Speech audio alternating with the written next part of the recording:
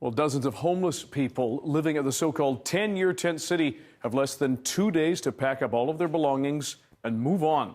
The BC Supreme Court has granted an injunction ordering them to leave. Our Tina Lovegreen has the latest.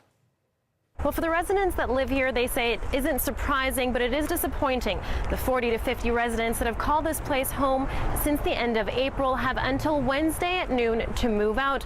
Many of them say staying here has brought a sense of community, a sense of dignity, and has been a place that they've been able to feel safe. That we have people here that we can actually talk to. We have our privacy. Like, we cook, we all pitch in and make meals together. Like, we do stuff together.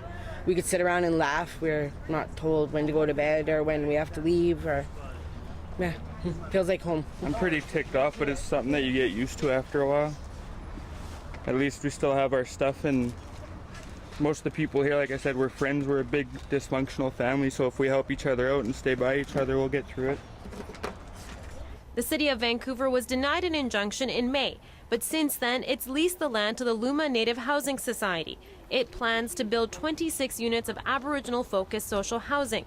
The lawyers for the society introduced evidence in court that showed the occupants were trespassing on its property, and if they don't leave, the society could lose up to $1.3 million in funding if construction doesn't begin soon. We got what we wanted for the society, but it's not really a happy day. We advanced the project. We think it's going to help us to keep the funding intact and move forward with it. But I wouldn't say anybody's happy. BC Housing has promised spots in a shelter for every resident here where they can find meals, where there are trained professionals. But residents here who've been in a shelter, have seen the walls of a shelter and experienced what it's like to stay there, say that's not something they want to go back to.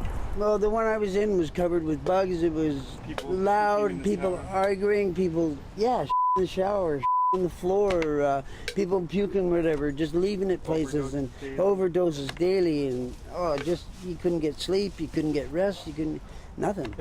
As for what the residents of the tent city plan to do come Wednesday, that's still up in the air. Tina Lovegreen, CBC News, Vancouver.